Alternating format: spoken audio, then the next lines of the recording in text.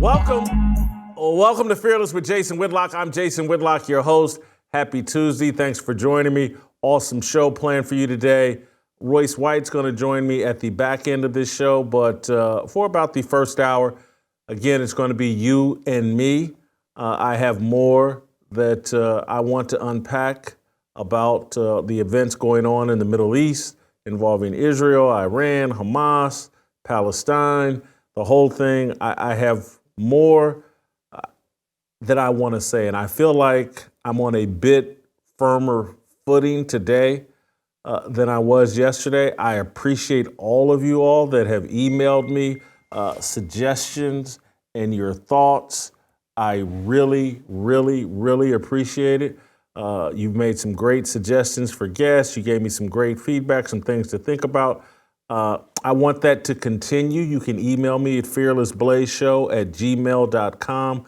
I want that to continue. I need to hear from you. We're in an uncertain time, and I want to invite you into this conversation in every way possible in terms of giving me feedback, guest suggestions, ideas, the whole nine. Really appreciate it. If you're listening over Apple, I need you to give me the 5-star review and leave a comment and review the show, please. Need you to do that so we can fight the algorithm. If you're watching over YouTube, get in the comments, tell me what you think, get in the live chat, tell me what you think. I'll be there, right there with you, reading your comments in real time. Thank you so much for all the support. Today's fire starter will be unscripted, and it's gonna go a lot of different directions.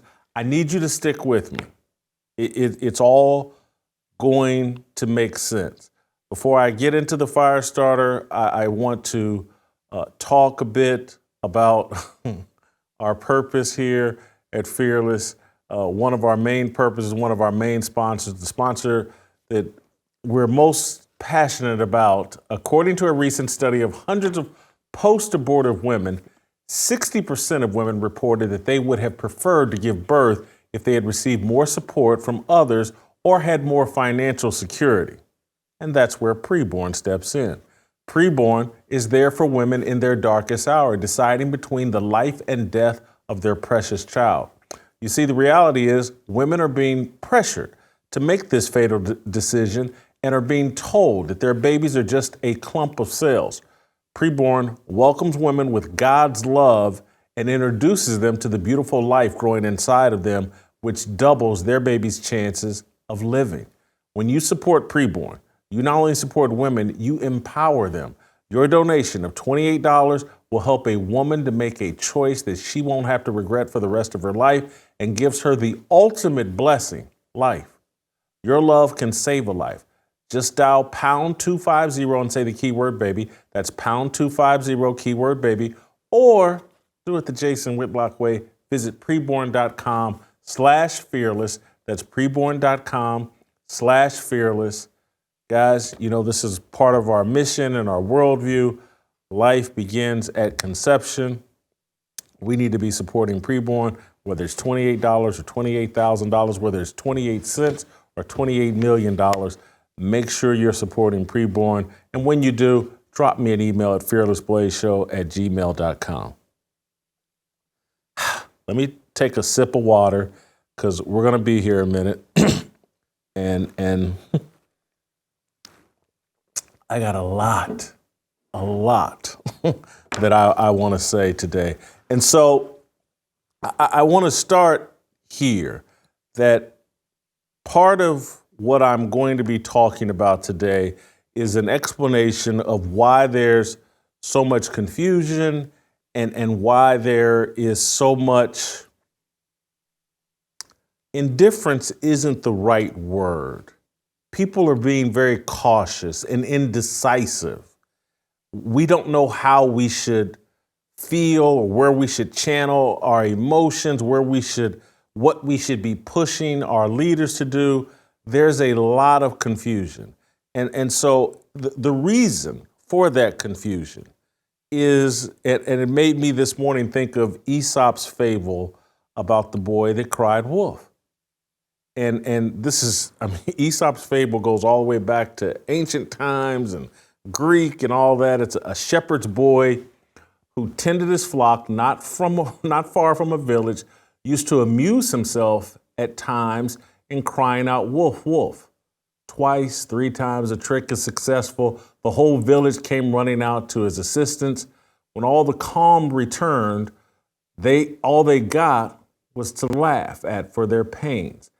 At last, one day the wolf came indeed. The boy cried out in earnest. His neighbors, supposing him to be at his old sport, paid no heed to his cries, and the wolf devoured the sheep.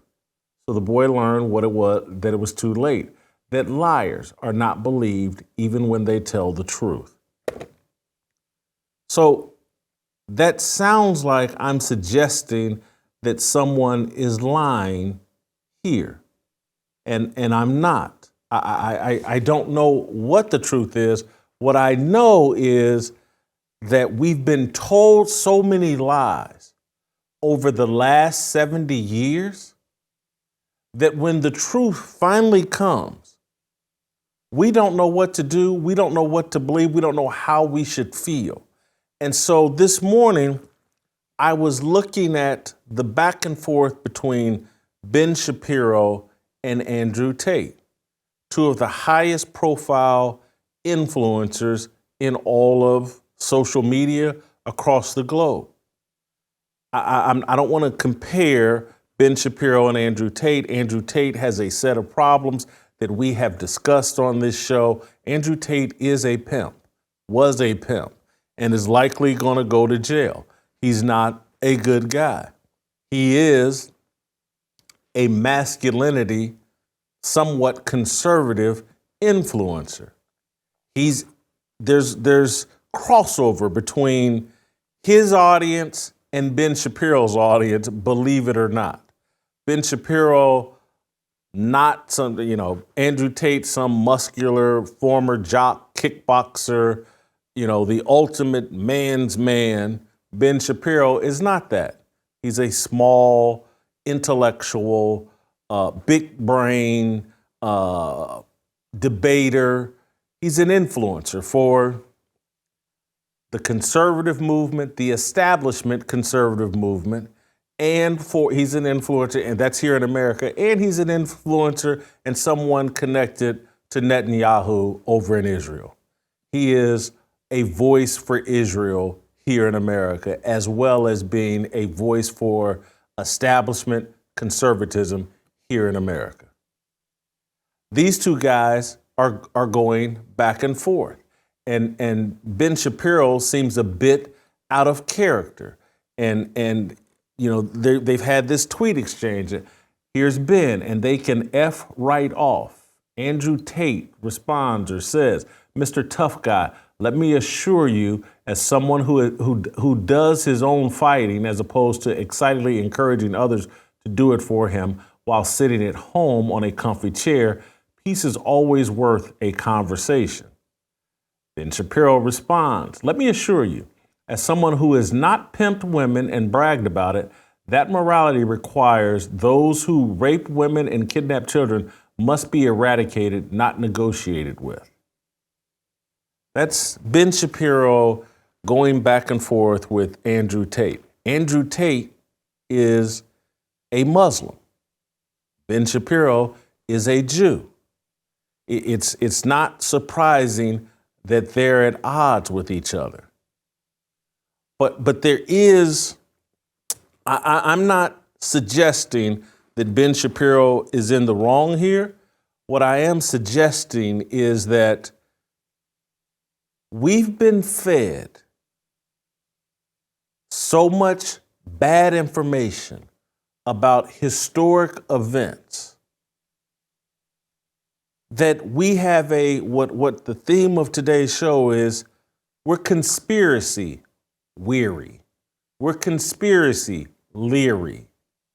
The thing I thought about watching Ben Shapiro get upset with Andrew Tate and others, as I've watched Ben's Twitter feed, and he's very outraged, and justifiably so, but he seems very upset that everybody doesn't have the same level of outrage, the same level of emotion about this event that he does. I've seen a lot of this where people are policing other people's thoughts and emotions about what's going on in Israel, between Israel and Hamas, Israel and Iran, Israel and Palestinians.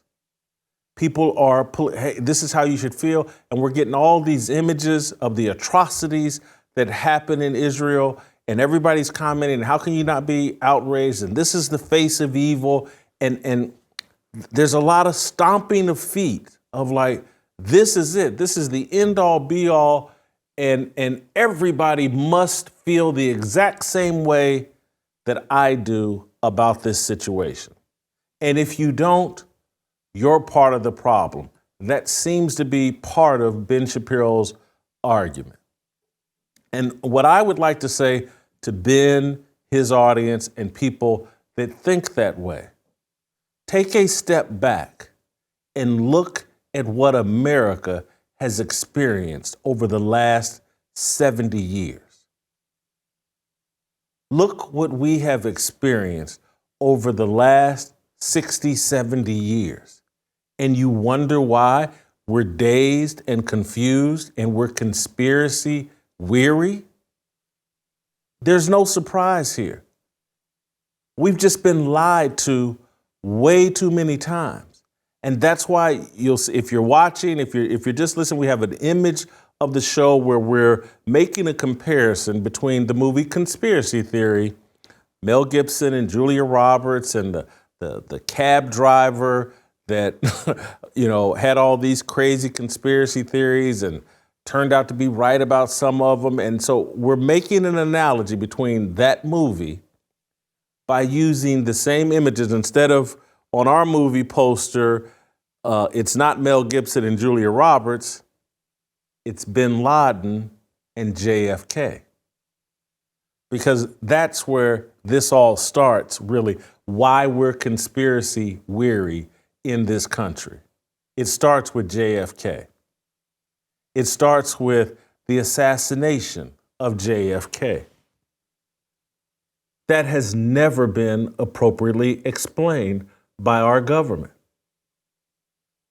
You can't get the majority of Americans, or even right at this point, even a small minority of Americans, to authentically believe that Lee Harvey Oswald acted alone and killed, assassinated our president, Kennedy. No one believes that. And we've never been given a proper explanation. We've been fed a steady stream of conspiracy theories about what happened to JFK. And many of them seem to have a lot of legitimacy. And when your government, to this day, 60 years later, still has all these secret classified documents that they won't release, that, oh my God, and the fact that they even classified and hid these documents at the outset 50, 60 years ago speaks to why, it's a part of why today we don't know what to believe. We can't trust our government. And so there aren't a lot of people sitting around going, hey, nothing bad happened in Israel. We know that there were atrocities committed by a group claiming to be Hamas. We buy that. We've seen the images. But we don't know who's really responsible. And we're not just going to accept the government's word for that, because we're conspiracy weary. The JFK, it has now been proven over time and has been copped to that there was a conspiracy that government agencies contributed to or were a part of that led to or contributed to the assassination of John F. Kennedy. And so what we have here is something bad happened to the people in Israel. People are sitting back and wondering, like, who's really responsible? No one's in denial that an atrocity has been committed. People are wondering who all had a hand in that atrocity. Is Hamas? Are they the Lee Harvey Oswald? Lee Harvey Oswald was, by all accounts, involved in a plot to assassinate JFK. No one's in denial of that. He was involved. But was he the lone gunman? Was he even the triggerman? Or was he what he said he was, a patsy that knew what was being planned, was a part of what was being planned, but he wasn't the actual gunman? And so that is the justifiable question people have virtually any time a major tragedy happens. We start wondering about government involvement because we don't believe people are bad. We believe governments are really, really bad. Really, really bad. What governments will do to hold on to power, to assert authority, to take away freedoms, to take away privacy, to take away our money. Governments just take and take and take. This is how the American people justifiably feel. We've watched our government over the course of the last 110, 120 years just take and take and take from the American citizens, taxing people to death, involved in plots all over the world and here domestically that never get a full explanation. And so when you have a generation, there's still people alive. My mother and all of them are still alive from that era where JFK was assassinated and no one has offered up a proper explanation. To then you have another generation influenced by 9/11. And so a lot of the emotions that I'm seeing from Ben Shapiro and others as it relates to what happened in Israel and Hamas reminds me exactly of the way I felt and many Americans felt on 9/11. And then we sat back, and within a year or two, a documentary came out called Loose Change. It's an internet documentary. And it asked a bunch of questions, and people started hearing Alex Jones's voice. 9/11 was an inside job. 9/11 was an inside job. And Loose Change came out and was like, Alex Jones didn't sound nearly as crazy as we once thought. And so we sit here today with our government not having given us a legitimate explanation for Building 7, the third building, collapsing. Was it a suicide by building? Did that building fall over in sympathy to the World Trade Towers? We've never been given an explanation. Or the explanations we've been given seem so bogus and far-fetched, they're almost laughable. And then Loose Change and other documentaries start explaining about who all profited from 9/11, who all benefited financially from 9/11. How did all of our intelligence fail on 9/11? How did a man in a cave in Afghanistan or wherever pull off this amazing terrorist act?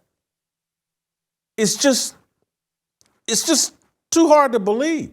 And so you can laugh at me, you can call me a conspiracy theorist, you can call all of us conspiracy theorists.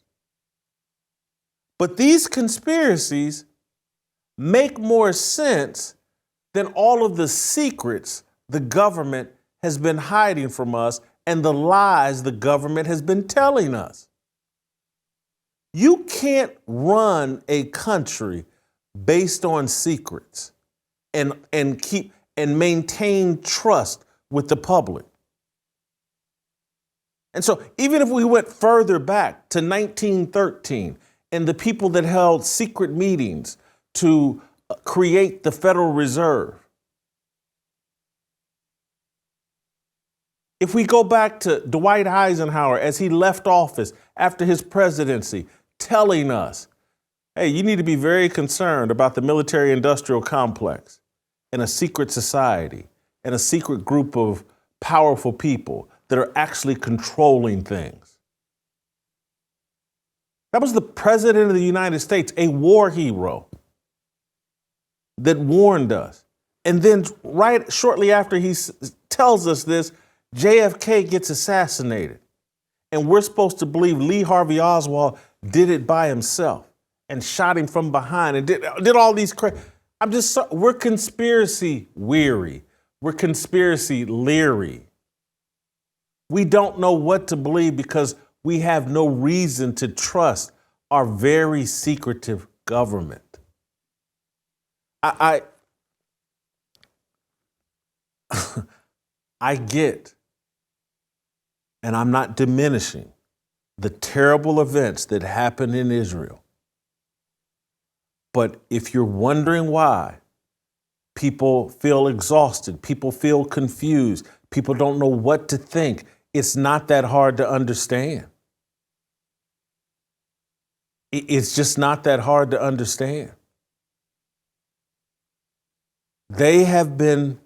Governments have been exploiting people and using tragedies to steal our freedoms and our privacy.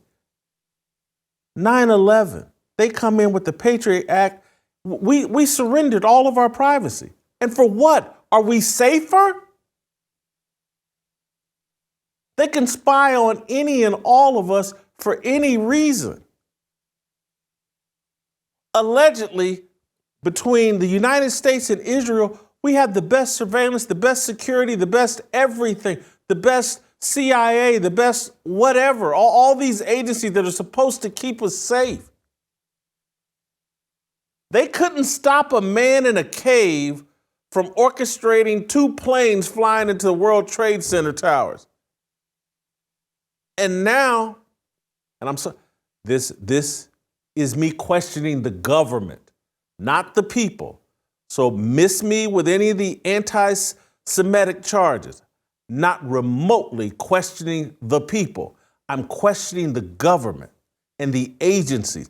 Governments are wicked, and we should be very suspicious of them. And so I'm supposed to believe that Hamas, I'm just supposed to take it that Hamas could pull off these atrocities, that it could evade detection from Israeli agencies, American agencies, that we finance to the nth degree. They take all of our tax dollars, they provide it to the military-industrial complex. They're supposed to protect us. What do they got in Israel? What they call an iron dome? But some jackoffs from Hamas can parachute in and kill women and children? Why did we give up our privacy? Why did we give up all of our freedom? If it was going to be this easy for terrorists to attack us. And I say us because, again, just as I talked about yesterday, we've opened our borders to all of these crazies, all the people that hate America. We're just letting them walk through our southern border and our northern border. We're just letting them in.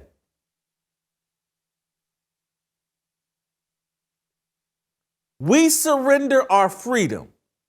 We surrender our taxes.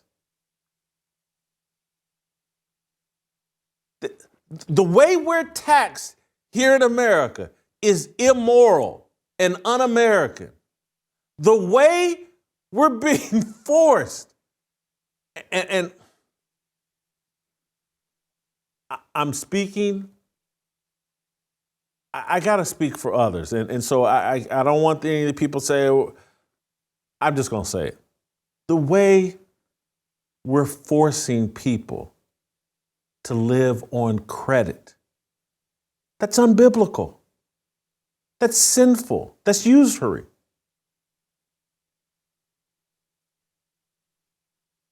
We got credit card companies loaning out incredible amounts of money at interest rates that are ridiculous.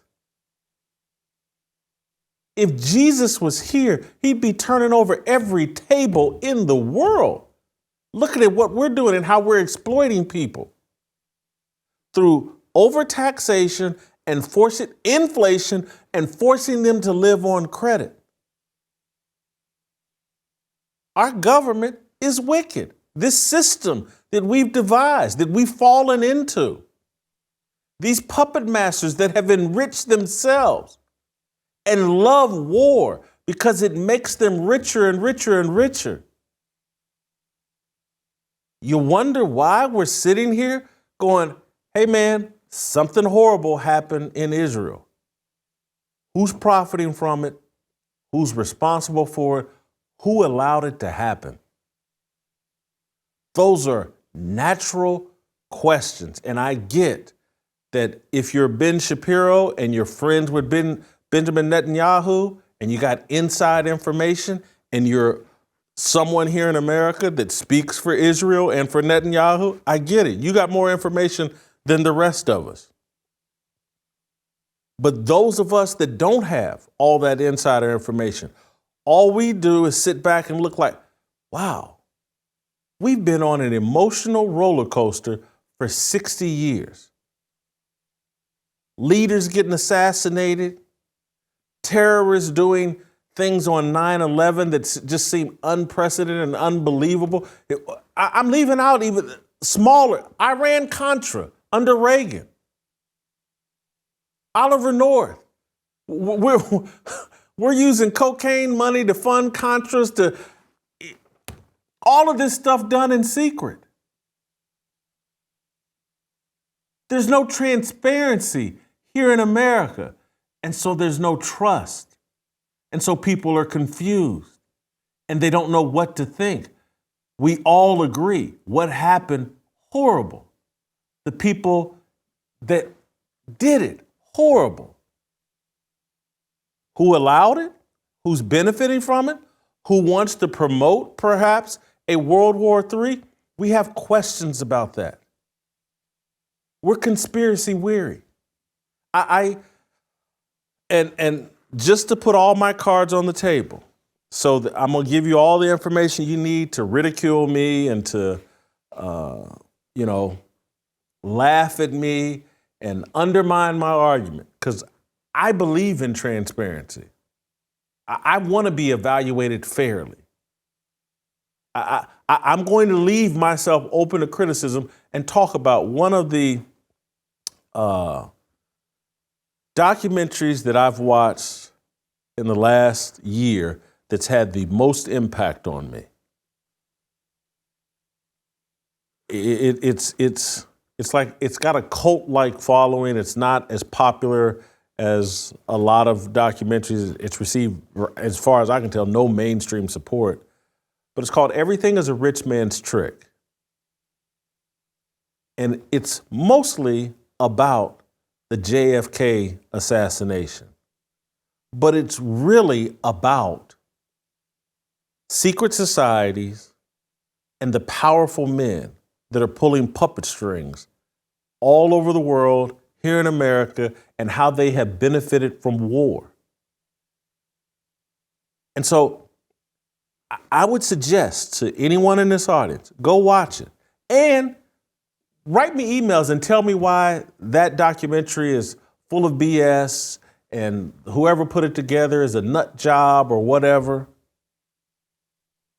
But this is the type of information we have been turning to because our government won't be honest with us. If you keep the JFK files a secret and keep that information away from us and won't tell us what happened with the assassination of a president, Was the CIA involved? Was the FBI involved? Was Lyndon Johnson involved? When you keep all of that information secret from us, we have no choice but to distrust you and look for alternative theories and reasons why. That documentary, Everything is a Rich Man's Trick, you got to watch it. It walks you through from their perspective. Not just JFK, but like how it's all connected to the war machine and how we would finance the Ford Motor Company in bed with Adolf Hitler, and how many of our political elites in bed with Adolf Hitler. We built Hitler up and then tore him down when we didn't need him anymore. That's just a fact. And so, again, take Hitler, one of the worst people in the history of the world. Many of us here in America, many of our powerful elites supported him, including the Ford Motor Company. That's why, because we now have all of this information, this understanding about what's really been going on and who's been benefiting from these atrocities. And so we don't know what to think. We don't know who really to be outraged at. Is Hamas just a tool for someone far more powerful, for people trying to promote a World War III type scenario? We don't know. And so if we don't get a level of transparency from our government and government leaders and institutions, moving forward, we're all going to be skeptical of everything. We have no choice. We can't trust the media. We can't trust our government. We have no choice but to take a wait and see approach. Because I went through this personally with 9/11. Remember exactly where I was when it happened, when I heard about it. I was on radio in Kansas City. I know how I felt. I know how I talked at that time. And then over the course of years, being walked through and being made to understand, like, wow, I can't think of the guy's name. I should have looked it up before today's show.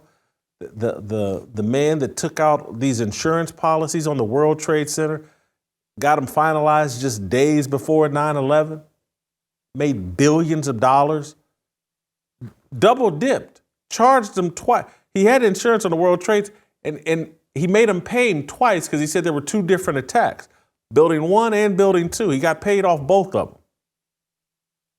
Sued to get paid off both of them. The intelligence failure that allowed 9/11 to happen. The intelligence failure that potentially allowed this thing in Israel to happen.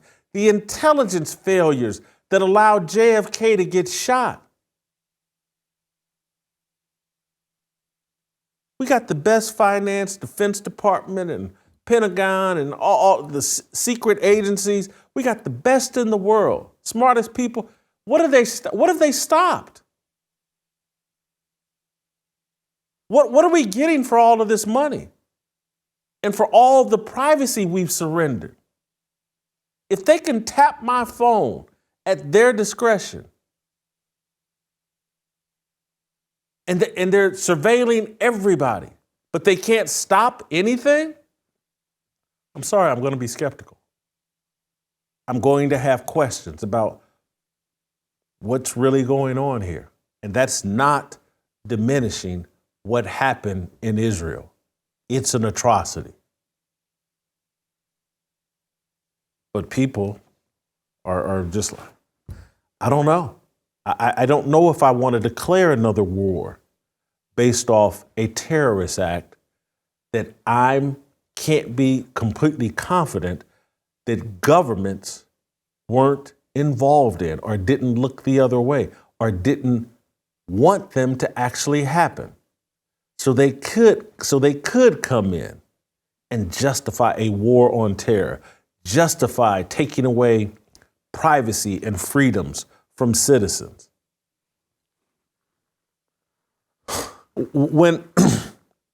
So that's one part of my argument. I have a second part I want to get into that relates to everything as a rich man's trick, that relates to everything that I'm talking about. And it's more about the media and just the role that it plays. But before I do that, though, I want to take care of another one of our great sponsors, and one of the most authentic sponsor that I could recommend for you guys is Liver Health Formula. As I told you, I've been taking this stuff for more than 2 years. 6-7 months ago, these guys jumped on board as a sponsor. The American Heart Association indicates that adults with fatty liver are 3.5 times more likely to have heart failure than those without. The American Liver Foundation says that 100 million Americans have fatty liver like me, which means many people are at risk. We know everything. We throw everything at our livers: cholesterol, alcohol, toxins, Tylenol, cigarettes. That's why so many of us have a sluggish fatty liver that makes us gain weight and lose energy. For decades now, your liver helped you with 500 key functions every day. It's time for you to help your liver. There is a solution: Liver Health Formula, an all-natural supplement which contains 12 clinically proven botanicals that help recharge and protect your liver. Manufactured right here in the US of A and approved by American doctors. So if you're looking to ignite your fat-burning metabolism, boost your energy, and transform how you look and feel, try Liver Health Formula and receive a free bottle of blood sugar formula to reduce sugar cravings when you order today. Try Liver Health Formula by going to getliverhelp.com/Jason and claim your free bonus gift. That's getliverhelp.com/Jason. So I want to circle back to the media, and I'm going to pick up where I left off yesterday, and this will seem silly, and you'll be like, where is he going with this? But trust me, I'm going somewhere. I'm making a point about why there's this cynicism, why there's this weariness as it relates to conspiracies, and why there's this distrust towards institutions that we need to rely on. We need a small government that we can never trust them, but if we have a small federal government and then states that act as watchdogs over the small federal government, we have a chance. But the institution, we need to tie it all together so that people would even understand why we need a small federal government, why we don't need these large bureaucracies, why we don't need these large sprawling federal institutions that are out all over the world causing mischief and chaos, why we don't actually probably need a CIA. We don't need an FBI. We can't trust these organizations. And the people that should be explaining that to you and us is the corporate media. But that institution has fallen. We can't trust corporate media any more than we can trust the government. And so, I'm not going to play the clip, but I've shown this clip to you guys before of go back to 1963, go back to JFK, go back to Dan Rather. He was just a young, unknown reporter at that time, and they used him in 1963 to sell the lie that a lone gunman had shot and killed JFK.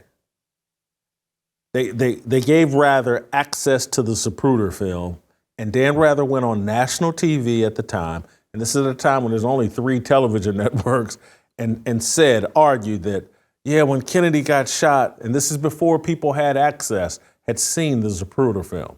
So he went on TV and just lied, thinking no one would ever see the Zapruder film, and said Kennedy's head went forward and then back. And he moved his body forward and then back when he said this. And this is to sell the lie that Kennedy got shot from behind. And Dan Rather then, based off that lie, based on cooperating with whoever put the battery in his back, corporate media, the CIA, Lyndon Johnson, the FBI, I don't know who, but whoever put that battery in Dan Rather's back then made him become the Walter Cronkite of his era. He has this multi-million-dollar television career as the news journalist of record.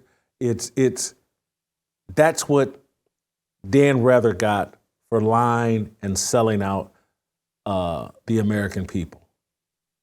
And so ever since then, it's just been a fall downhill for the American media. But even as it fell, corporate media used to cover and uncover truth. There was still room for that. They used to tell small little lies, even though Dan Rather told a big one there, but there still was room for the truth within corporate media. And so in my lifetime, when I worked as a journalist, when I worked in the newspaper industry, I was allowed to expose truth. That's now all been outlawed. Everything is about narrative and sticking to a script. And the failure of, and the corruption and the collapse of American media and corporate media is why we're in the position we're in today. It's why we don't know who to trust, because our primary source of information never tells us the truth. And so this will sound small, but I want to go back to the point I made yesterday about 60 Minutes, because in my lifetime, 60 Minutes, 30 years ago, they did some serious journalism. They uncovered things. Not all of it was great journalism, but occasionally they did great journalism and embarrassed powerful government entities. And so I want to first play, not the Rich Paul, I want to first play some old school 60 Minutes, back when they actually did actual journalism. Play both of these clips back to back. I think one is from 1993 and one is from 2003. This is the kind of television journalism 60 Minutes used to do. A ton of cocaine, pure cocaine worth hundreds of millions, is smuggled into the United States. Sound familiar? Not the way this ton of cocaine got here. According to what the former head of the Drug Enforcement Administration told Mike Wallace, this drug shipment got here courtesy of what he calls drug trafficking by the CIA in partnership with the Venezuelan National Guard. While rumors of CIA involvement in drug trafficking have circulated for years, no one in the U.S. government has ever before publicly charged the CIA with this kind of wrongdoing. And it's not the kind of accusation anyone in government would make without thinking long and hard. Let me understand what you're saying. A ton of cocaine was smuggled into the United States of America by the Venezuelan National Guard? Well, in cooperation with the CIA? That's exactly what appears to have happened. After dropping more than 28,000 bombs on Iraq, the United States has now begun the business of rebuilding the country. And it promises to be quite a business.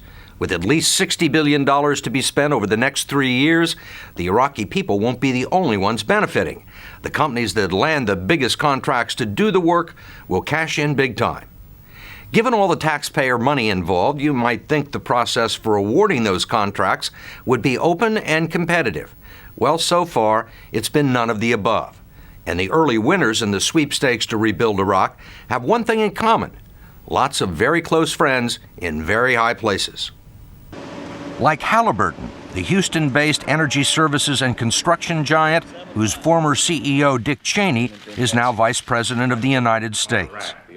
Even before the first shots were fired in Iraq, the Pentagon had secretly awarded Halliburton subsidiary Kellogg Brown & Root a 2-year no-bid contract to put out oil well fires and to handle other unspecified duties involving more damage to the country's petroleum industry.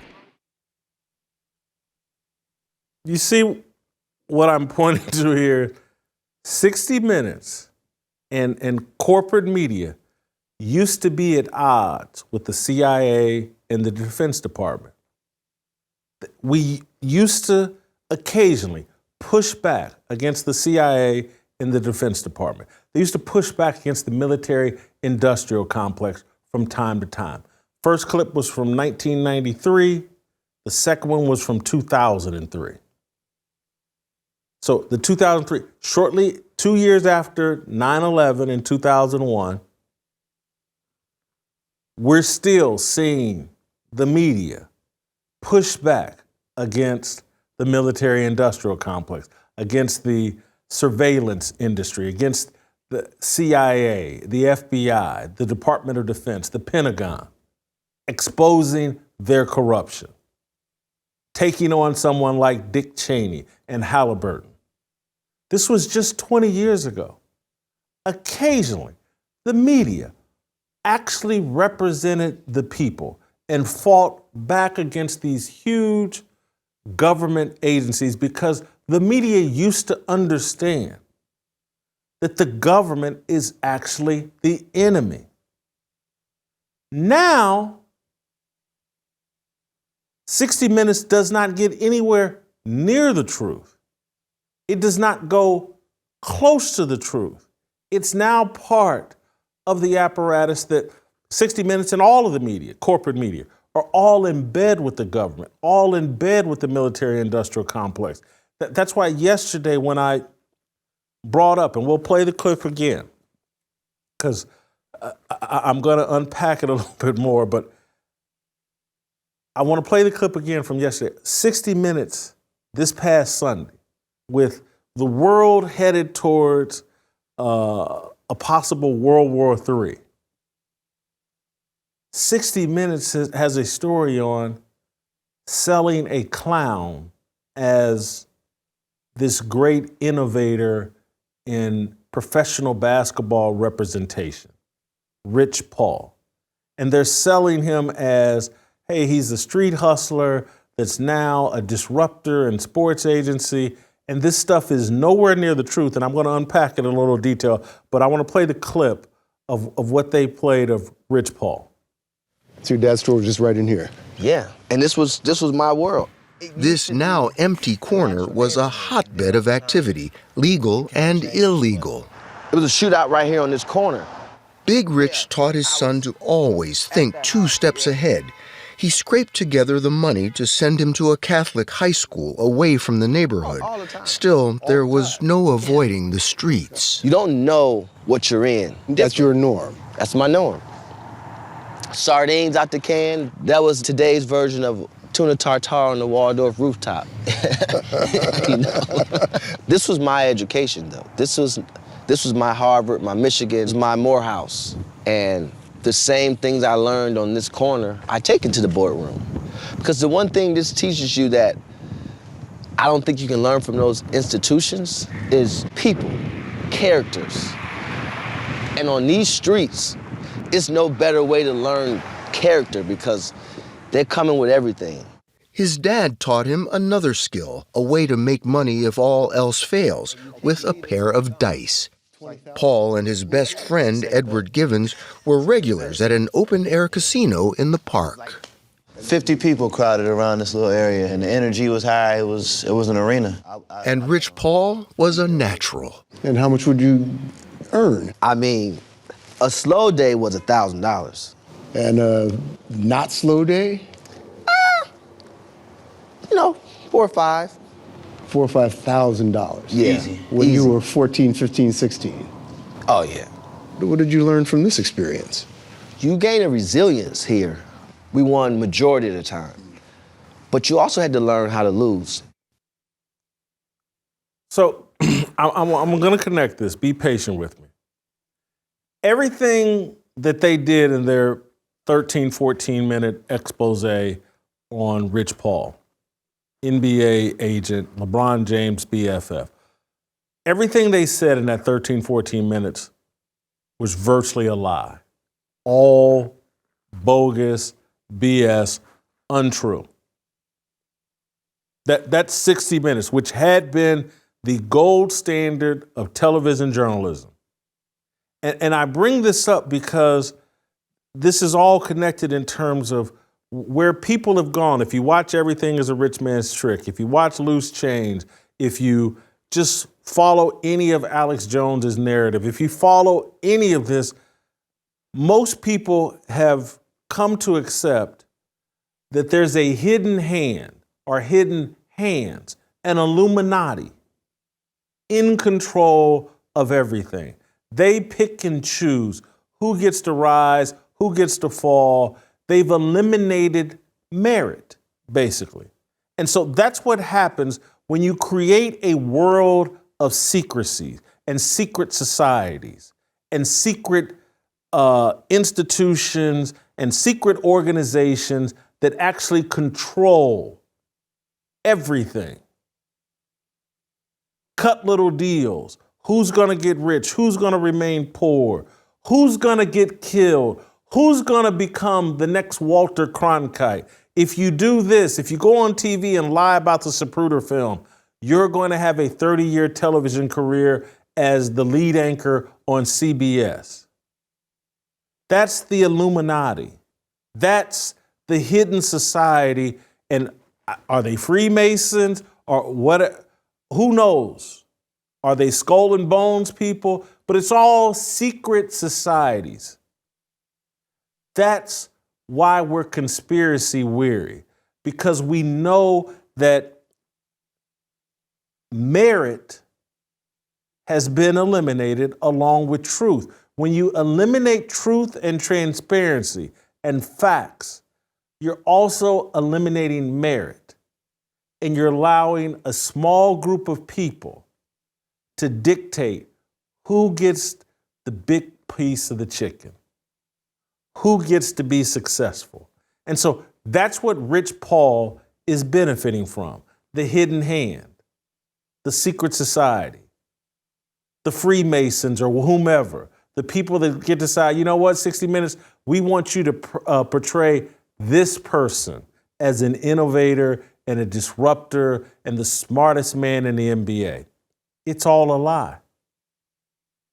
The lie is so obvious. If you watch the 60 Minutes piece, you're looking at a guy pretending, and 60 Minutes is selling this guy as if like, oh yeah, he hung out on street corners and dealt dope and shot dice, and that's what made him this great NBA agent. And then they stack those lies, or on top of that lie, they stack these things that did not happen. We're not playing the full clip, but in the 60 Minutes deal, they sell the fact, and Rich Paul talks about, yeah, Darius Garland and Eric Bledsoe, I got them these incredible deals. I outsmarted everybody. I did X, Y, and Z. There's no one in NBA circles that believes that Rich Paul did anything for Eric Bledsoe. Everybody in NBA circles knows Mark Termini, longtime agent out of Ohio, probably in his 70s or 80s now. He masterminded all of that. For Garland, for Eric Bledsoe, that's who put those deals together. Rich Paul wasn't even involved. Mark Termini was the brains behind Clutch Sports. He led his agency. He partnered up with Rich Paul and let Rich Paul be the face of it, because LeBron has this vision of his boys, his best friends. They're going to be, I'm going to platform them and I'm going to make them power figures in the sports world. Rich Paul, many people believe, and there's evidence, is arguably the most incompetent agent in the history of professional sports. Has no qualifications, has no idea what he's doing, but he gets to stand there as a prop for LeBron James and all the marketing money that can be thrown behind LeBron James and Rich Paul, and then they get someone like 60 Minutes to sell the lie and the myth. 60 Minutes, that's not what they used to do. They used to expose fraud, and they would expose a fraud like Rich Paul and what's being sold to people.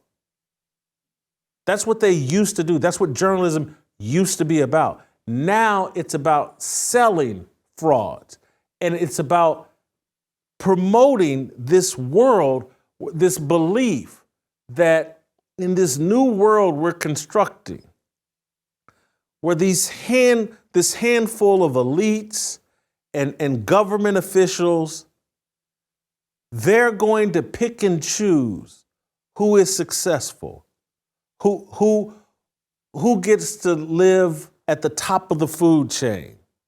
And there are idiots who are buying this, that this is better than merit. Because, look what happened to Rich Paul in this system.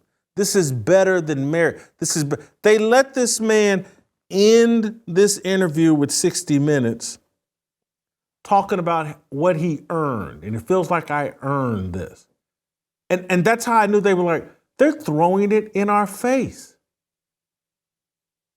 They know they're selling a lie. The guy sat during this 60 Minutes interview and pretended, insinuated, like, oh God, the things I did, people got upset about because they had never seen anyone like me who looked like me do this. And so here's Rich Paul, who might be 40 years old. I'd have to go check, early 40s or whatever, but they're portraying him as if he's the first black super agent. And again, I'm 56 and I'm just old enough to know better.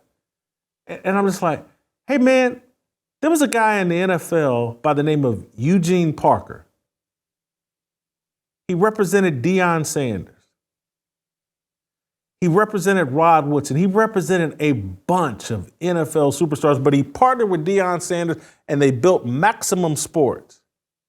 And Eugene Parker empowered his friend Roosevelt Barnes, because Eugene Parker was a basketball player of some skill. And then he took his buddy Roosevelt Barnes, who played football and basketball at Purdue. And then another friend of theirs, I think his name's Craig McKenzie. These guys, Eugene Parker went to law school at Valparaiso and built this mega agency, Maximum Sports. Deion Sanders was his version of LeBron James, except Eugene Parker was actually educated and a lawyer and a great agent, represented everybody. He's dead now. I think he died in 2016. But when you want to talk about black super agents, Eugene Parker was the guy. You go over to the NBA, there's a guy who's still killing it, crushing it right now, Bill Duffy. Bill Duffy has represented Steve Nash, Yao Ming.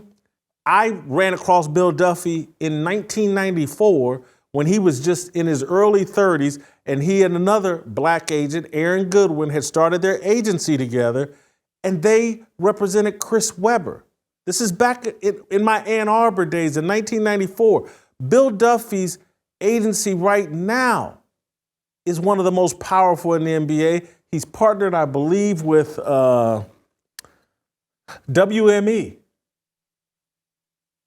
He represents Luka Doncic. This guy's been killing it since the 80s. He played basketball at the University of Minnesota, then transferred, I believe, to Santa Clara. He became best friends at 15 years old with Ronnie Lott. Him and Ronnie Lott grew up in the same neighborhood, same area, became best friends as 15-year-olds. Ronnie, when Bill Duffy went first Bill Duffy got drafted into the NBA, that washed out. He starts working for Leonard Armato, I believe, who was representing Ronnie Lott.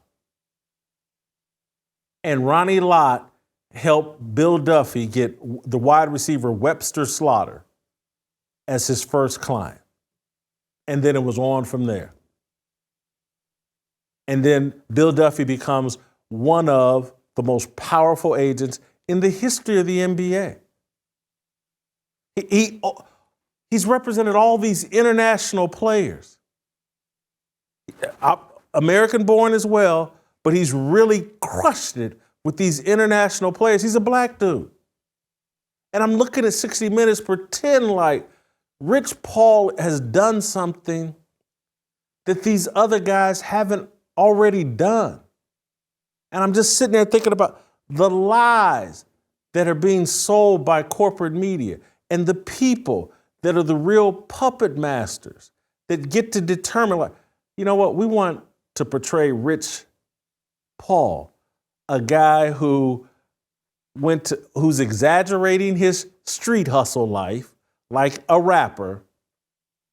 We want to portray him as the blueprint and the brains and the disruptor and the guy that opened all these doors for everybody else. And he reinvented agency for the NBA. It's all a lie. And everybody in the NBA circles, in the know, they know this. No one can say it because they're all afraid of LeBron and they're all afraid of being called racist. But again, the puppet masters want clowns front and center. They want clowns as role models and idols. They want the message out there. Don't go to school. Don't invest in yourself. Be a jagoff, and hopefully we'll pick you for the lottery. Maybe you'll run into LeBron James or the next iteration of LeBron James at an airport, and we'll make you the face of something. We'll let you pretend like you built a multi-billion-dollar sports agency. They've destroyed merit with their lies.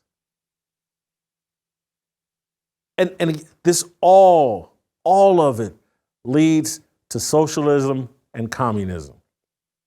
Small handful of elites that get to decide how much success you have. Small handful of elites controlling government institutions and deciding what you eat, when you eat, where you live, where you rent from, what movies you can go see, how much privacy you have. This is all connected. They're normalizing you giving up your freedom.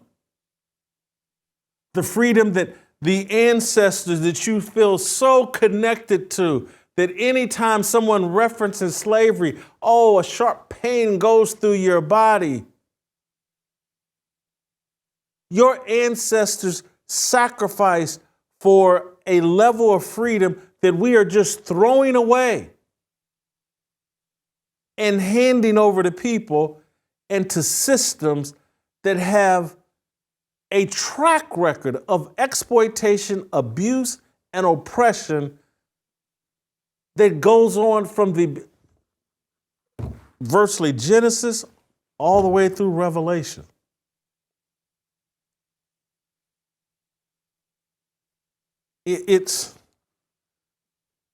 And so that's just where we're at. And I apologize if I haven't shown enough emotion, if I haven't gone to Twitter and said finish them and bomb Hamas and the Palestinians to death. I don't have the emotional energy for that. I don't trust any of them. I don't trust any of these government organizations to do the right thing. There's too much proof that they don't do the right thing. That any wickedness we see they're involved in. And so, yes, I recognize and see the wickedness of what happened in Israel. I have no confidence that government agencies weren't involved in that wickedness, won't use that wickedness to steal more freedom, more privacy, more rights from us. So I don't know what to think. I don't know what to root for. And I get the people that say, and I apologize for saying this, because again, what Hamas did, and these people, absolutely wrong and an atrocity. But I'm sorry, I feel like we're all victims here. Everybody, to these oppressive governments, these oppressive elites that are puppet mastering all of this. I'm not going to speak for them. I'm not going to pretend like they're the good guys. I can't do it. I can't pretend. I don't trust the American government, and I don't know anything about Israel's government, but I don't trust them. They're a government.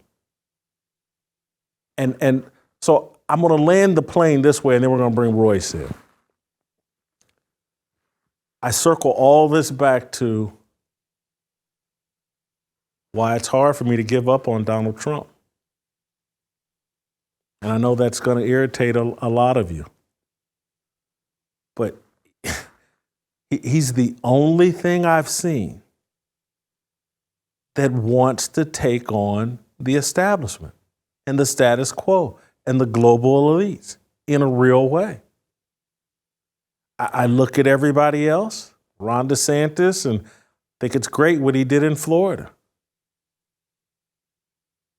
But this whole system of secrecy and secret societies and hidden hands and hidden agendas, it all needs to come down. When I look at them, they're prosecuting Trump over hidden documents or whatever, mishandling hidden documents. We don't need any more hidden documents. We need more transparency. When I look at what we did to Edward Snowden, what we've done to Julian Assange, I don't trust these guys. Do I fully trust Trump? Absolutely not. But he's the only one out there, RFK a little bit, Vivek a little bit, who's out there like, hey man, we got a swamp here. We've got a government and global elites that are completely out of control and exploiting all of us. So I guess if I had to land anywhere, that would be my thought. And that makes me, I look at this situation and go, yeah, we need Trump. And this dude is far from perfect. Far from. I wish he was better behaved and not an idiot. But we got to have some transparency. I like an authentic person. And Trump, with all of his flaws, he's authentic at least.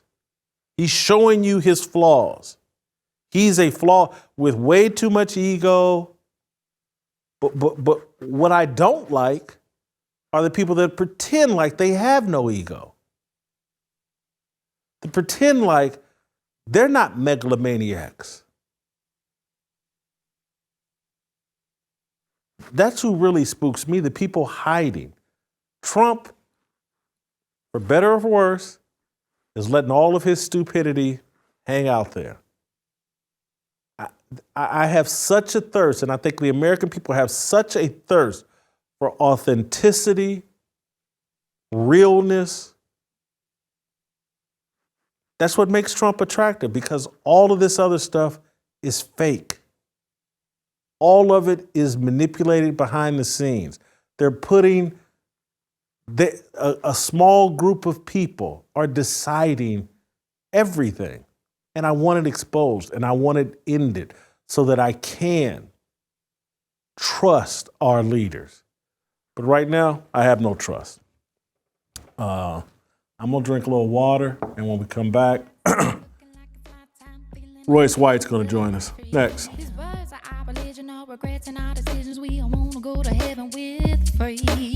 my obligation, no hate, discrimination, raising up your hands for freedom. Brett Favre and the Patriot Way, previously on Fearless. Do you think Bill Belichick has passed his expiration date, perhaps, with the way kids are today and the way NFL contracts are today? I think it's dead unless you have a Tom Brady or Patrick Mahomes or Aaron Rodgers. You got the players that buy in and can play. I think that's the key. You got to have the players. And I'm not knocking his players, but he doesn't have a Tom Brady out there. I just think that they're mediocre. I mean, he definitely rules with an iron fist, and it's a new crop of players. You know, they're young.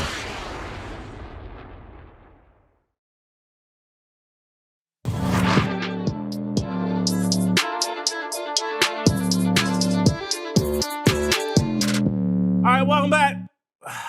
Time for some Royce White. Royce, I'm a little bit out of breath. I've been talking nonstop for more than an hour. I'm not as in good a shape as you, Royce, so I'm a little winded from talking. And so, Royce, my argument is that there's a weariness from all the secretive nature of our governments and officials, that we've been through too much over the last 60 years, unexplained events like JFK's assassination to hard to believe events like what happened on 9/11 and Building 7 falling out of sympathy or suicide because of the World Trade Center towers falling.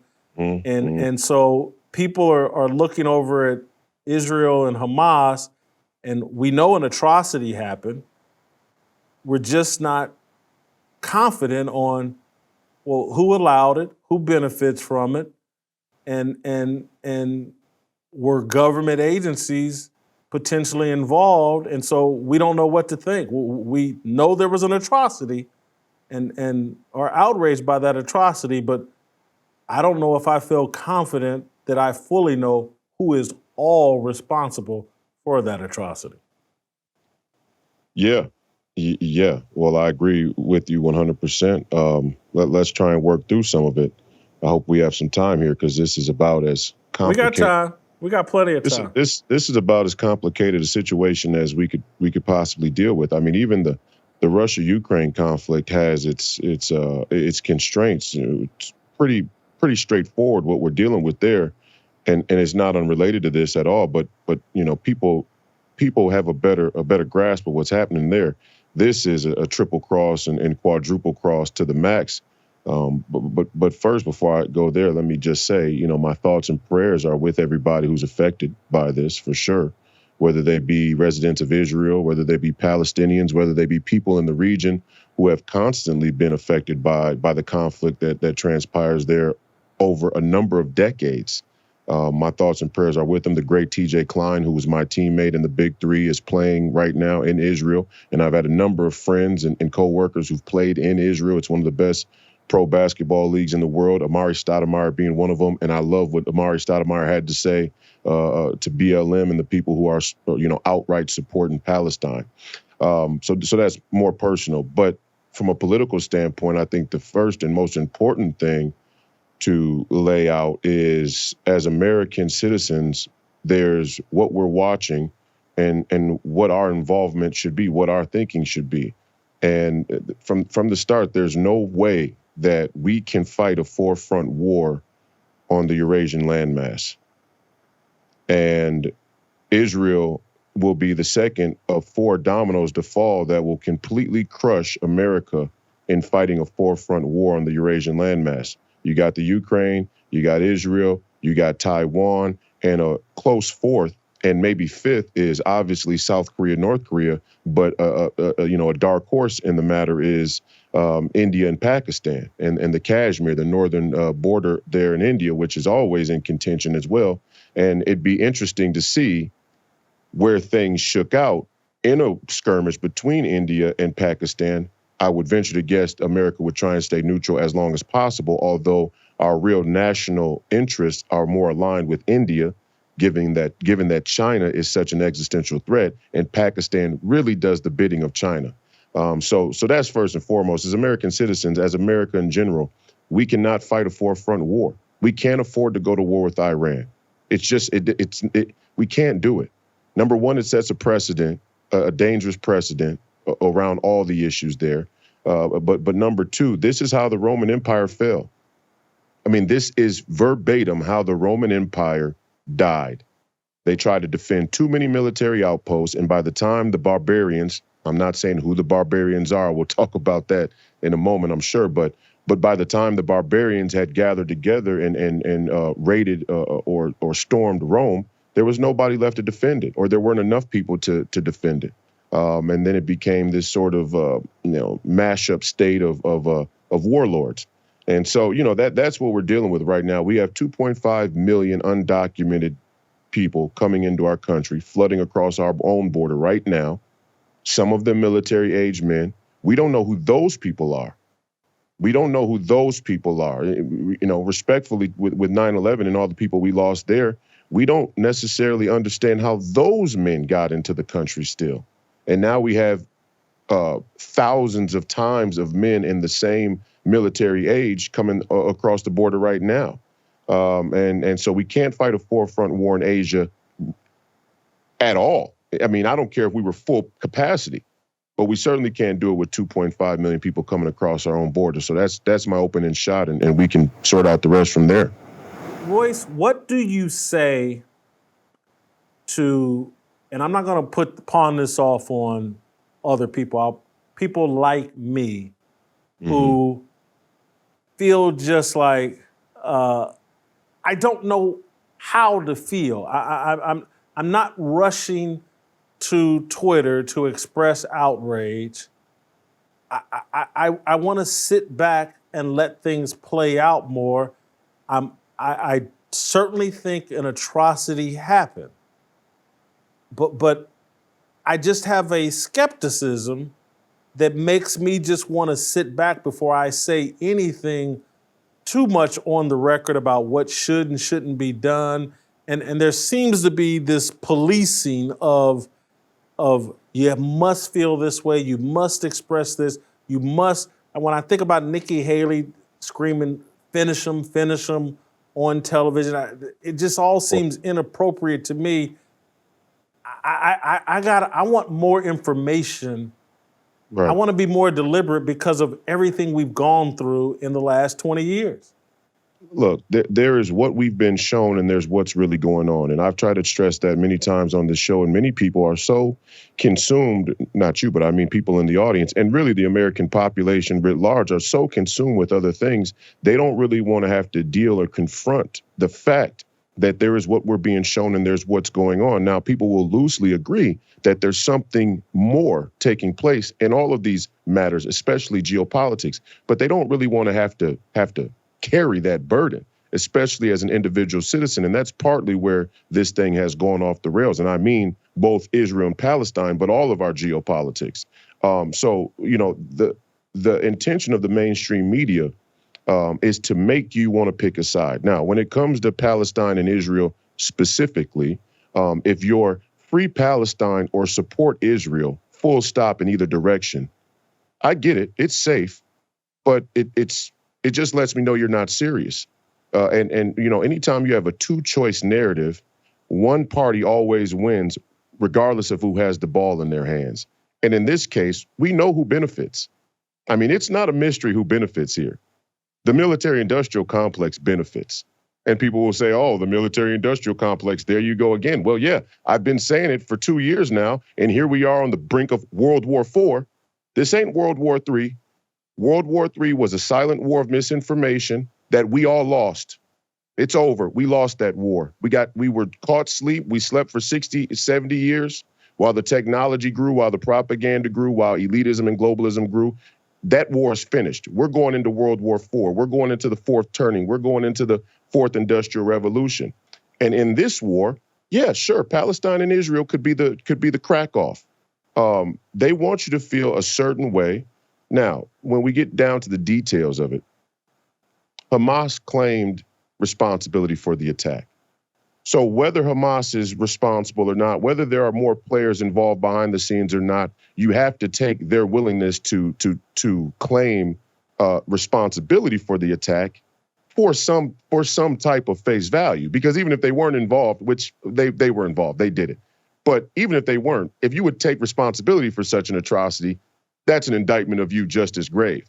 I mean, if your best friend goes to kill somebody in cold blood and you take credit for it just because of your ideology, something's wrong with you. You got big problems. Okay, so that's one piece. But the more interesting piece, and I think what you and many others in the America First or MAGA movement are starting to question, is like, how much money have we given Israel over the years, over this 60 to 70 year period since the whole deal began? And when you ask that question, you should start to be insulted by what the mainstream media and the Nikki Haley's are trying to peddle to you. And that is that the entire Israel defense system, the entire Israel intelligence apparatus was taking the day off because of holiday.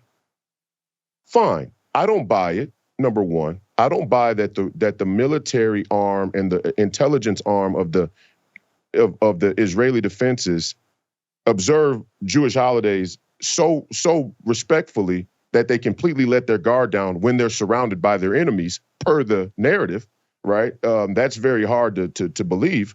But let's even accept that. I mean, let's just say the IDF takes a break on Jewish holidays and their intelligence is completely dark. What about all the other Western countries that are aligned with Israel in intelligence? What about America, number one, more than anyone? But how about MI6? How about Interpol? How about the Aussies and the rest of the Five Eyes? All of them are observing Jewish holiday. And I say that not to say it's not possible that we don't have a radical incompetence in our intelligence and military industrial complex, because I do think some of that is the case. And Jack Posobiec talked about how the intelligence communities aren't really what you think they are. However, the point that American citizens should take home from this is, if our intelligence is that incompetent, we should repeal the Patriot Act tomorrow. We should repeal the Patriot Act tomorrow because it has been proven a failure. And also, we should start to question the overall amount of aid that we give to any of these foreign nations in the interest of our vital national interest, and the power we give over to the military-industrial complex to keep us safe in general. Because obviously, they have failed yet again. There's no way that 5,000 rockets could be loaded up on the wall of Israel and nobody know about it. I mean, if that's how bad our intelligence and surveillance is, we have big problems. We have big questions. We need big audits, and we need big forensic accountings of what took place. Royce, you're hitting at one of my main points in terms of, here in America, we surrender an incredible amount of tax revenue to pay for the military-industrial complex and to finance our government. Since 9/11, we've surrendered our privacy for safety, our freedom for safety. What are we getting for these sacrifices?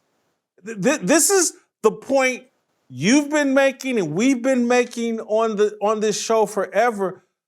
We just keep handing over our freedoms and rights and privacy. What are we getting in return? Debt. That's what we're getting. We're getting debt, and pretty soon we'll get a jumpsuit with a gulag number also. And look, I've said it before, and this is dark. People don't want, right now everybody wants to believe things are fine. It'll all go back to normal. America always turns the corner. The economy may turn the corner, and it may turn the corner. I said on my podcast last night when talking about this issue, the only way that we could win a forefront war in Asia on the Eurasian landmass is if the greatest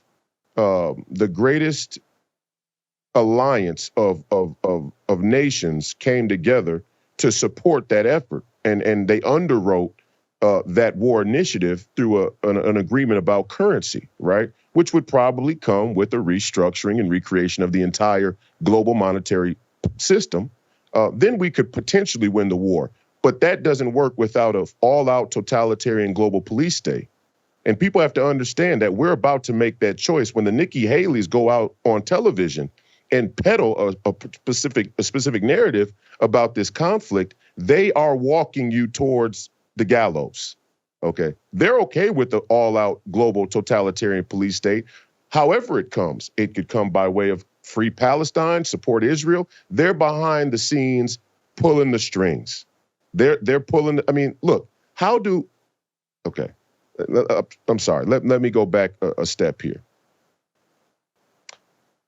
The war we're in right now, the war that nobody really has time to discuss with the American people, is a war with the Russia-China-Iran alliance.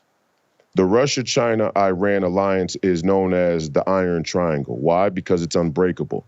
What the Chinese have done alongside the Russians and the Iranians is they've reversed Mackinder's World Island theory. John Halford Mackinder in 1905 wrote a document, a political thesis called Mackinder's World Island, Mackinder's theory, Mackinder's World Island. He was a British intellectual. He was a British academic, and he did this at the behest of the crown. And basically, essentially, what the theory stated was that the evolution of transportation would basically make naval power nations obsolete in the future when it came to dominating the Eurasian landmass. Now, obviously, the British were a naval power, and this was why he wrote the document. It was a caution to the crown. You cannot remain a naval power and think that you're going to maintain dominance over the Eurasian landmass, because transportation is going to change. It has.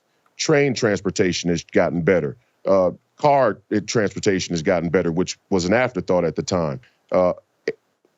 Airspace, transportation has gotten much better, right? So that whole deal has shifted.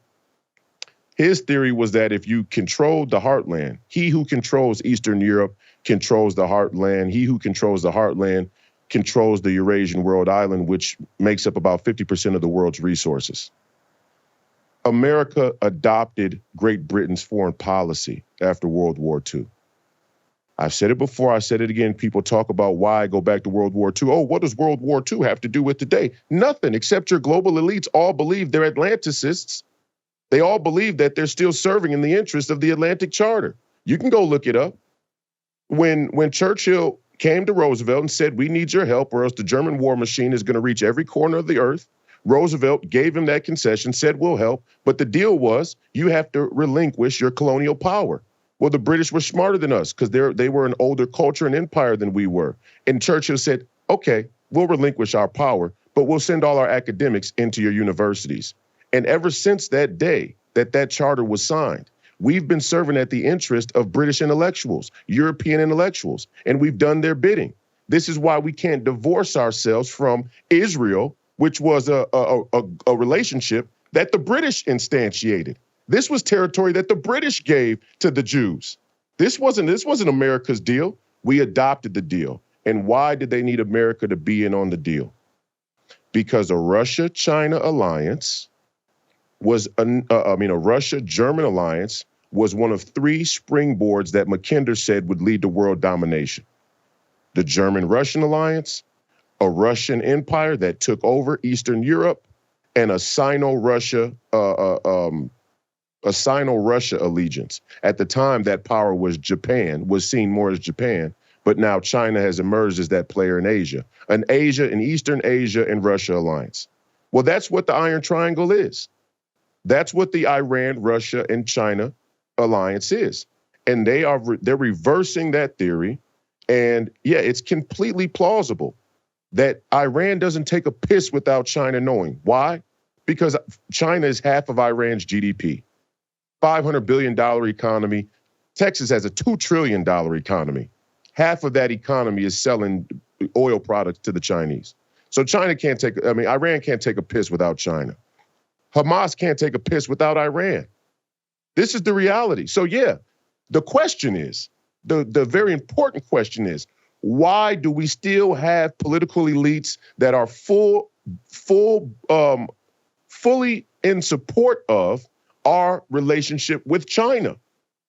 If we're going to go to the root cause, if Iran says death to America because America supports Israel and they have a hard-on for Israel, why is it that we're in full support of China knowing full well they are the juice behind Iran? I'll tell you why. Because some of the people in this country, some of the people high up in power in this country would love to see Mackinder's World Island theory come to fruition, even if it's a China-centric future. And they show that with their actions. Joe Biden, Barack Obama, the Clintons, the Bushes, the list goes on and on of American elites who show they would be completely fine with getting a sweet, handsome payday to let China become the center of the future. And it's going to be totalitarian. It's going to be a police state. It's going to be tyranny. That's fine by them. Royce, you've said a mouthful, and I don't mean to diminish it. I'm just telling you what ran through my mind as you said that. It's a hell of an explanation. And to me, it helps me, and I apologize up front for saying this, because I know you don't like to talk about the bread and circus. But to me, listening to that explanation and me sitting there going, and LeBron James is in bed with the Clintons and the Obamas, and he's in bed with China. And so I'm just trying to get my audience to understand it on a level that maybe they're most comfortable with, in terms of all of these elites, like a LeBron James, like the Clintons, they're comfortable with China's dominance of the world. And this is why I'm saying this is why I'm so hard on idolatry, because we have these athletic idols that we follow behind and we take our signals and cues from, and we think, oh, LeBron grew up poor in Akron, and so he can relate to me. And LeBron doesn't even know fully that he's being used, and that he has a elite athlete's understanding of China. Again, Royce, you know this well. No, at this point, he does, because at this point, we were willing to grant him that, over the years, we've been willing to grant him that sort of that thinking that he doesn't know. At 40 years old, and look, I'm not saying that his handlers aren't smart enough to keep the important information away from him, because I'm an athlete myself. I know how that kind of works. But at this point, I think he knows. I'm just going to be honest. LeBron James knows very well the geopolitical implications of his corporate relationships, of what's happening in the world. Look, it's not by accident that BLM is pro-Hamas. And I want to speak to that, because I think with Amari Stoudemire, Amari is another one of LeBron's fellow NBA players who obviously has a personal relationship in Israel because he was a resident there and he has citizenship and so on and so forth. But even he, in his personal perspective, now has to rail against LeBron in the accepted narrative of BLM. And that's going to continue to happen. You're going to see these narratives start to clash together and not stand up. And then people will start to just lie in order to hold up the scam, right? They'll just start all out lying. And then you'll look up and you'll go, man, he's really willing to just lie like that? And then the establishment looks at you and goes, yeah, but you can't quit watching. You can't turn it off. So we kind of got you. We really don't have to tell you the truth. We would just prefer to be able to tell you the truth. If we have to lie, we'll do it. BLM is all free Palestine, and there's a huge pro-black movement in America that sees Palestine as the oppressed people. And don't get me wrong, if you look at the map from when Israel was constituted as a nation, the map has definitely grown in one direction. The Israelis are pushing the Palestinians into smaller and smaller space. That can't be refuted. Anybody who doesn't want to acknowledge that is probably is shilling, okay? The Palestinians are getting pushed into smaller space. However, the Palestinians, you can't take women and children, right? There are righteous and divine wars. There are holy wars. And I think much of Western society, in modern society, has become soft, weak to the idea that there are wars that must be fought. And I'm not saying that the Palestinians don't have a right to view Israel's occupation as an oppression and rise up against them.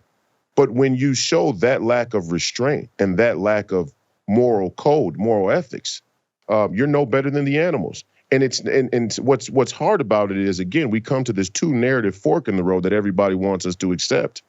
But we as Americans and even Israel have participated in brutal atrocities that included women and children and elderly and innocents. And so we find ourselves down this road of moral hazard where people have trouble showing restraint. And that's part of a much bigger plan, one that can only be metaphysical, one that can only be satanic in nature, where you get everybody fighting each other and there are no more good choices to make. There are no more safe, moral, righteous choices to make. And that's the road we're at. So when Nikki Haley and Jordan B. Peterson and all of these other people, some who we respect and like, others who we've known are in on it the whole time, LeBron James, oh, I didn't know, or we don't have all the information. You have enough information. These people aren't stupid. And I'm not comparing LeBron James to Jordan B. Peterson, but ironically, you'll see them fall along a similar line when it comes to this issue. When they say we have to destroy Hamas completely, you cannot get rid of Hamas completely when you've circled 2 million Palestinians into one small area without killing a big number of them, right? I mean, if we're talking about defeating Hamas as getting rid of 2 million Palestinians, that's not a response. That's not a retaliation. That's not retribution. That is genocide. I mean, that's just as plain as I can make it. But haven't we already been down this path again? This is where my skepticism goes. I can't remember what came first, Al-Qaeda or the Taliban. Or maybe they were both around, but it just seems like, hey, let's destroy Al-Qaeda and then we got Taliban, or let's destroy the Taliban and then we got Al-Qaeda. If you destroy Hamas, something's going to replace it. It'll just be under a different name and a different brand. It feels like we've been down this path before, no? Well, we haven't been down this path. Yes, we've been down the path of the narrative that they give us on Fox and MSNBC. Absolutely right, we have. What is unexplored is this very, very dark, pernicious theory, intuition, that both Hamas and Israel, both the Palestinians and the Jews, both the Americans and the Russians may be pawns in a much bigger game of a sophisticated group that want to push us into world war. One benefactor, two-party narrative, two-choice narrative, one benefactor, okay? That maybe Hamas is under the control of the same people who say that they support Israel. And we see remnants of that. I mean, Joe Biden knowingly gave $6 billion to the Iranians. What did he think they were going to do with the money? When he supports China writ large, when he shackles American energy, he knows he drives the cost of oil up and puts extra cash in the hands of the Iranians and the Russians. And the Russians know when he makes those type of policy choices, the Iranians know that he's doing them a favor. And Israel knows it. Okay, what about the Saudis? Don't forget, this whole thing is a proxy war region. The Saudis and the Iranians hate each other, jockeying for position. All of a sudden, the BRICS invites and brokers a peace between the Saudis and the Iranians. Then 2 weeks ago, America, India, the Saudis and Israel announced they're doing a rail and port initiative, which is supposed to be the counter to Belt and Road. They're going to build a rail system from India through Saudi Arabia, up through Israel, into Europe, so that they can get off of Chinese goods and start to move Indian goods. And all of a sudden we have a bombing, we have an attack. Now, I don't know who's behind the attack. And I think part of that is a smokescreen to try and find the smoking gun and speculate who's behind the attack. Who benefits? The question is, who benefits? Follow the money, who benefits? We are being led towards world war. And right now, the Palestinians and the Jews, the Israelis and the Palestinians are both being used as pawns in a game to divide and conquer along these very important political lines, when really people should be saying, defund the Patriot Act, repeal the Patriot Act, defund the military-industrial complex, defund these international agencies that have been charged and given money to govern and make sure that this type of thing doesn't happen, that peace is kept. Okay, why haven't they made a resolution to kick Russia and China off? This is really going to blow people's mind. I'm sorry. I'm passionate about this because I have many Muslim friends. I have many Jewish friends, family, people I view as family. And for some reason here in America, my Muslim and Jewish friends could sit in the room across from each other and have a whiskey, have a cigar. My Muslim friends would be a little slower to drink the whiskey, but you know what I mean. We could enjoy a good time together as men. Why hasn't anybody brought the resolution to kick Russia or China off of the United Nations Security Council? Why are the Russians and the Americans on the brink of nuclear war with no diplomatic peace talks, yet we're still collaborating on space initiatives? Why are those initiatives between Q and Tel? Okay, now we're talking about stuff that could get us clipped. I like this. You called me this morning, you said, let's go all the way there. Here we go. Q and Tel, right? The CIA's own hedge fund, basically. Why is the CIA and the Russians and Elon Musk all doing initiatives together in space still, if we're on the brink of nuclear war? I mean, these are just questions that you can look it up. I mean, they're not hiding it. These are just questions to ask yourself. If it's so dire, if the crisis is so dire that we're going to go and now kill 2 million Palestinians in order to get rid of Hamas, why are we still doing business with the Russians? Because they just did the same thing to Ukraine, didn't they? I mean, these are the questions that people need to ask themselves. Royce, I want to circle back to just something I brought up and want your take on. Mm-hmm.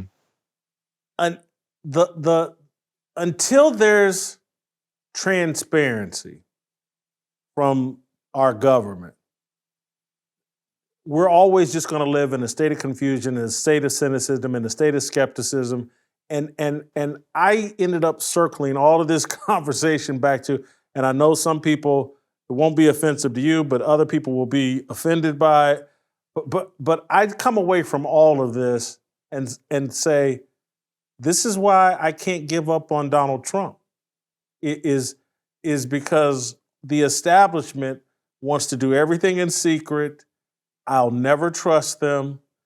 And flaws and all, at least Trump, and again, don't like the way he handled COVID, don't like the way he promotes the vaccine or whatever, but at least he's authentic, and at least he's telling us that the global elites and the establishment have rigged up a game that exploits you and benefits them. I come away from all of this controversy.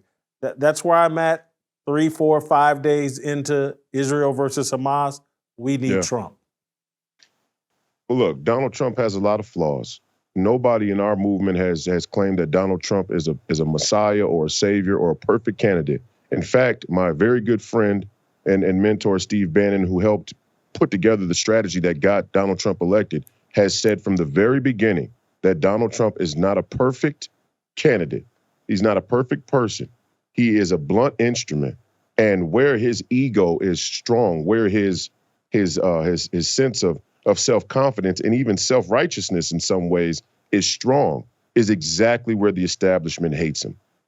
All the other flaws included, and that's something that the Americans need to separate the signal from the noise, that American citizens need to separate the signal from the noise. Where he is strong, where his ego is strong, where he is ego-driven, and some people would say an egomaniac, is exactly what makes him dangerous, because he believes in his own opinion enough to question the entire strength of the global narrative at certain points in time. The vaccine, okay, and maybe he comes away from that position. Certainly, I would hope so personally. Never been vaccinated, never will get vaccinated.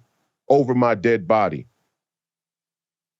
The lockdowns, another one. Actually, the lockdowns weren't of his doing. That was some other people that he put that in charge of that sort of pushed lockdowns. If you remember, Donald Trump said that locking us down, he cautioned that locking us down would do more harm than good. Nobody likes to recognize that ex post facto because it's convenient for the New York Times. But yes, and I'll say this too. He's honest enough to be dangerous. He's honest enough to broker peace. And that's important. That's an important signal. Ukraine and Russia, we just want the killing to stop.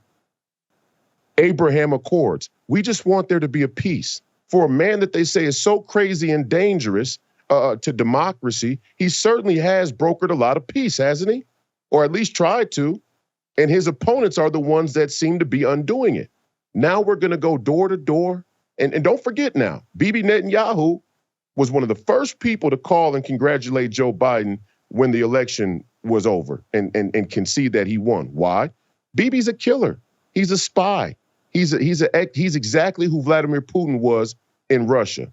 Ex-special forces, ex-military, spy, assassin. His secrets have secrets. You can't trust him. He's playing every side against the middle for the interest of the American, of the Israeli people and the Jews. I sure wish we had somebody like that in power here. Even if I disagreed with them, even if I didn't totally agree with the morality of their killer nature, I certainly wish we had somebody here like a Vladimir Putin, like a Bibi Netanyahu, where the interest of the American people came first. Why can we be Israel first, but we can't be America first? Why can we be Ukraine first, but we can't be America first? Why can we be Taiwan first or South Korea first, but we can't be America first? I'm not saying we can't help these nations. All I'm saying is we have an emergency and a crisis here at home. And you see Kevin McCarthy, not to ramble on, Kevin McCarthy right away on cue. We got to support Israel. We got to bomb Hamas.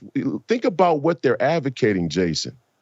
And then they're going to let Bibi say that we set the air sirens on. This is a long-standing narrative there in Palestine and that conflict.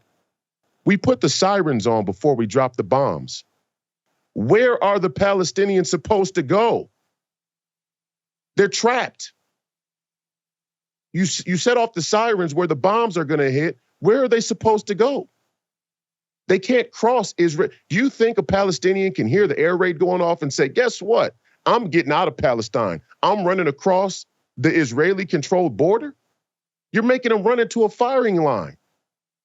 I mean, just the logic of the whole thing has been so grossly misrepresented. You start to believe that a lot of people are in on it and not so much ignorant to it. Royce, I'll give you a final thought if you have one, if something we didn't get to, or if not, I'm going to let you go. Yeah, I just want to say to everybody out there, free people all around the world, these are dangerous times, sad and somber times. Wars will happen. Death will come. War is usually the endeavor of kings and kingmakers and political elites, not everyday ordinary people, everyday ordinary citizens. You, the free people out there, your consent allows these people to negotiate on your behalf and broker war in the name of your prosperity and well-being. All we have to do is say enough. Here in America, there in Israel, there in Palestine, there in Russia, Ukraine, there in China, all the people have to do is stand up and say enough is enough, take back control of our government, and start to build proper guardrails so that things like this don't continue to happen into perpetuity, into the future. Thank you, Royce. Probably see you again later this week. Let's play some Tomorrow. And we'll see you tomorrow. Waiting for the countdown, coming off the breakdown, standing in line for freedom. Looking for a breakout, feeling like a standoff, nothing in life like freedom. Came in like a fighter, striking like a ladder, making all this moves for freedom. I want freedom. No negotiation, my sister, no relation. We all just wanna have freedom. Sitting on the corner, never been alone. I'm breaking my back for freedom. Blessed, we are living, get back. We are receiving, no deceiving. We all wanna be free. We want freedom. I wanna be. I just wanna be. I wanna be. I just want